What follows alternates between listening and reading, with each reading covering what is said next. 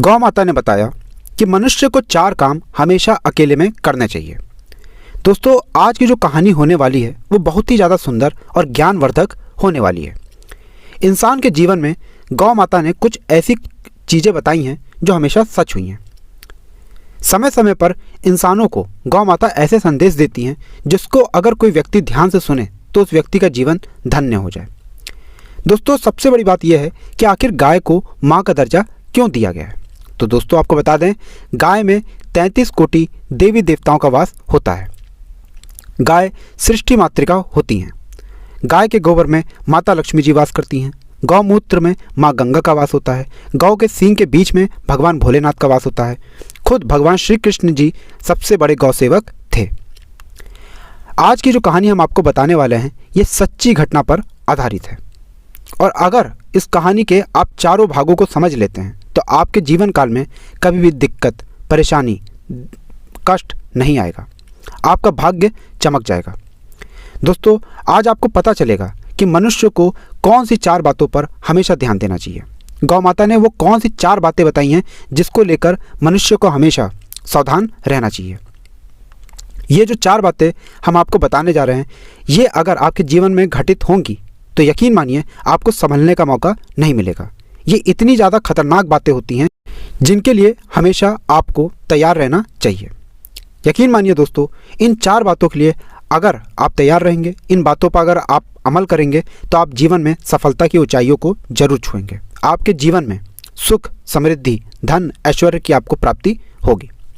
इसलिए दोस्तों, आप भी चाहते हैं कि गौ माता की कृपा आप पे और आपके परिवार पर सदैव बनी रहे, तो वीडियो लाइक कर दीजिए और कमेंट बॉक्स में लिख दीजिए जय गौ माता, और चैनल सब्सक्राइब कर लीजिए ताकि हिंदू पुराणों की हर जानकारी आपको प्राप्त होती रहे।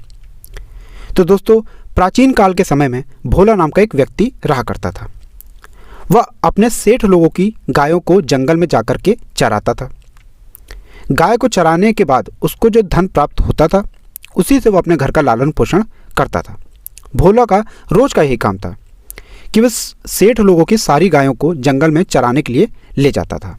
दोस्तों, जिस जंगल में भोला गायों को चराने के लिए ले जाता था उसी जंगल में एक पहाड़ था। पहाड़ में एक गुफा थी। गुफा में एक साधु जी रहा करते थे। दोस्तों, अब ध्यान दीजिएगा कि साधु जी के पास एक चमत्कारी गाय थी।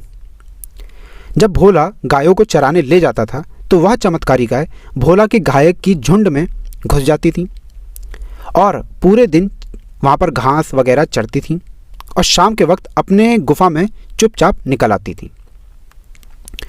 भोला का रोज का यही काम था कि वह जंगल में गायों को चराने ले जाता था और आधे रास्ते में चमत्कारी गाय के झुंड में शामिल हो जाती थी, और शाम के वक्त जब भोला घर वापस जाने लगता था तो वह गाय अपने गुफा में वापस चली जाती थी। एक दिन भोला जंगल में अपनी गायों को जब चराने ले जाता है तब वह गिनती शुरू कर देता है, और वह यह पाता है कि उसकी गिनती में जो गायों की गिनती निकल कर आ रही है वह तो 100 है, लेकिन सेठ लोग उसको 99 गाय का पैसा देते हैं। भोला शाम के वक्त सारी गायों को लेकर के सेठ महाजनों के पास पहुंचता है और सेठ लोगों से कहता है कि आप लोग जो मुझे पैसा देते हैं वो तो 99 गाय का पैसा है, और जो मैं गायों को चराने जाता हूं वो तो 100 गाय होती हैं। तो सेठ लोग कहते हैं ठीक है, हमारे सामने तुम गिनती करके दिखाओ। भोला सेठ लोगों के सामने पूरी गिनती करता है और वह यह पाता है कि ये तो 99 गाय हैं।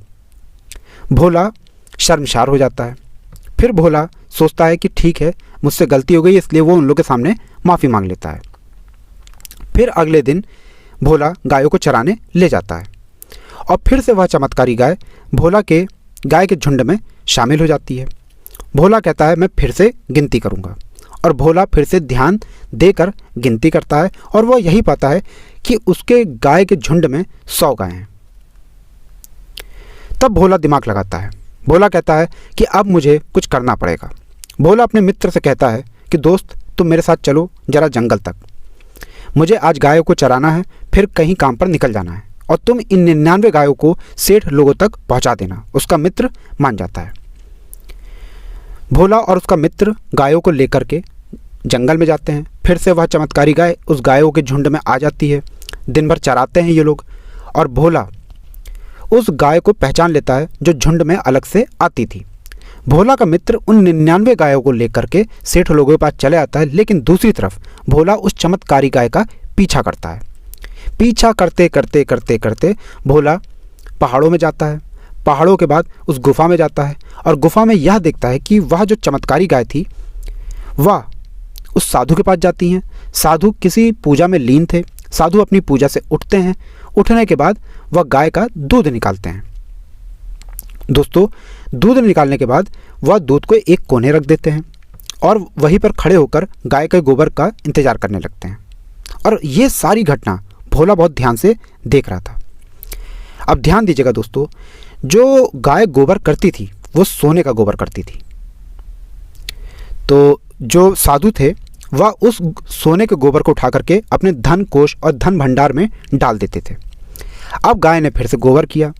साधु जी ने उस सोने को उठा करके अपने धन भंडार में डाल दिया और खाने पीने में लग गए। और सारी घटना को बहुत ध्यान से सावधानपूर्वक भोला देख रहा था। भोला ये देखकर गौ माता के पास तुरंत दौड़ा दौड़ा जाता है और कहता है, हे गौ माता, मेरा भी कल्याण कर दो, मैं बहुत गरीब हूँ। गायों को चरा करके मेरे पास जो रुपया आता है उससे बड़ी मुश्किल से मेरा घर चल रहा है। तो गौ माता कहती हैं कि भोला, मैं तुम्हारा कल्याण तो कर दूंगी, लेकिन आज जो भी होगा वो बातें तुम किसी को भी नहीं बताओगे। इस बात को तुम बहुत ध्यान रखना। भोला कहता है, मैं किसी को भी नहीं बताऊंगा। तो गौ माता वहाँ पर गोबर करती हैं और वह सोने का गोबर होता है। तो भोला उस सोने के गोबर को लेकर तुरंत अपने घर जाता है। और धीरे धीरे गौ माता जब भी भोला के झुंड में आती थी, ऐसे ही सोने का गोबर करके सोना भोला को देना शुरू कर दी। भोला ने यह सारा सोना बटोरा और वह धनवान बन गया, एक सेठ बन गया, बहुत विद्वान बन गया। एक बात का आपको ध्यान देना होगा दोस्तों, भोला नाम से ही भोला नहीं था, वो दिल का भी भोला था। वो बहुत भोला इंसान था, उसके अंदर कोई भी चालाकी नहीं थी। भोला के सोना इकट्ठा करने से वह इतना अमीर बन गया कि पूरे नगर में उसका नाम हो गया। और नगर वाले लोग सोचने लगे कि अरे, इतना बुद्धू व्यक्ति इतना अमीर कैसे बन गया। नगर के लोग उससे बहुत ज़्यादा जलने लग गए। भोला ने ये सारी बातें अपनी धर्मपत्नी को बता दी। अब भोला गायों को भी चराना छोड़ चुका था। जो वो चमत्कारी गाय थी वह भी आना छोड़ चुकी थी। भोला के पास जितना भी पैसा था भोला उसको खर्च करता गया, खर्च करता गया, खर्च करता गया। और फिर भोला निर्धन होने लगा। दोस्तों, यहाँ पर देखने वाली बात यह है कि गौ माता ने भोला से स्पष्ट कहा था किसी को भी कुछ ना बताना, लेकिन भोला ने गौ माता की बात पर ध्यान नहीं दिया और उसने ये सारी बातें अपनी अर्धांगिनी को बता दी। दोस्तों, भोला के पास जो पैसा था वो धीरे धीरे खर्च होना शुरू हो गया। अब वो इस तरीके से खर्च होना शुरू हो गया कि पहले से भी बुरी स्थिति में भोला आ गया। मतलब करोड़पति से रोडपति बन गया भोला। फिर भोला इतना परेशान हो गया कि वो गौ माता के पास दौड़ के गया और गौ माता से कहा, हे माँ, मेरी मदद कीजिए, आज मैं बहुत निर्धन हो गया हूँ। तो गौ माता भोला से कहती हैं कि आज तुम जहाँ भी हो, जिस भी स्थान पे खड़े हो, वो तुम्हारी गलती है। तुमने उन चीज़ों का पालन नहीं किया जो मैंने तुम्हें बताया था। लेकिन अगर तुम मेरी सलाह को आज सुनते हो और इस पर अमल करते हो तो तुम अपने जीवन में फिर से आगे जा सकते हो, सफलता की ऊंचाइयों को छू सकते हो। तो भोला कहता है, हे गौ माँ, मुझे बताइए वो कौन सी 4 बातें हैं, मैं उनका सख्ती से पालन करूँगा। तो गौ माता कहती हैं, यह 4 काम व्यक्ति को हमेशा अकेले में करना चाहिए। पहला, अगर आप भगवान का भजन करते हैं, भगवान की पूजा करते हैं, भगवान की साधना करते हैं, भगवान की क्रिया करते हैं, तो उसको हमेशा अकेले में कीजिए। अगर आप लोगों के बीच में भगवान की पूजा, साधना, क्रिया करेंगे तो लोग उस पूजा को देखेंगे भी और उसका श्रेय भी ले जाएंगे। भगवान का भजन हमेशा हमें अकेले में करना चाहिए। कोई भी मंत्र अगर हमें सिद्ध करना है और भक्ति करनी है तो हमेशा हमें अकेले में करना चाहिए। ये पहला नियम है जो हमेशा हमें अपने जीवन काल में याद रखना चाहिए। दूसरा, अगर आप भोजन करते हैं तो उसको हमेशा पर्दे में करना चाहिए, खुलेआम भोजन नहीं करना चाहिए। ये माता अन्नपूर्णा का अपमान माना गया है। दूसरा, इससे भोजन का भी अपमान होता है, इससे हमारे घर में अन्न की कमी होती है। तीसरा, गौ माता कहती हैं कि ये बहुत ज़रूरी है भोला, इसको ध्यान से सुनना। जब भी आप अपनी अर्धांगिनी के साथ, अपनी पत्नी के साथ विश्राम कर रहे हों, सब कुछ पर्दे में होना चाहिए। खुले आम अगर आप कुछ भी करते हैं अपनी अर्धांगिनी के साथ, तो आप पर अकाल मृत्यु का हमेशा भय बना रहेगा। निश्चित रूप से आपकी एक दिन अकाल मृत्यु भी हो सकती है। चौथा, ये बहुत खास है भोला, इसको बिल्कुल भी नज़रअंदाज मत करना। तुम्हारे जीवन का जो भी कमाई का जरिया है उसको सिर्फ अपने तक सीमित रखना।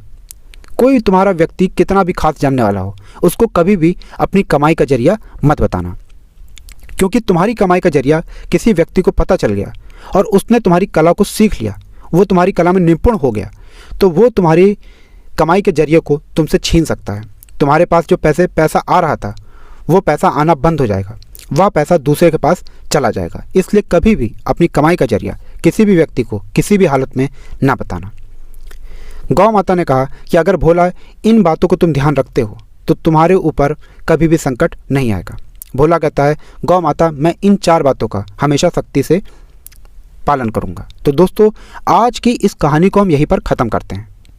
निवेदन है आपसे कि अभी तक आपने वीडियो को लाइक नहीं किया है, तुरंत ही वीडियो को लाइक कर दें और कमेंट बॉक्स में जय गौ माता लिख दें, ताकि गौ माता की कृपा आप पर और आपके परिवार पर सदैव बनी रहे।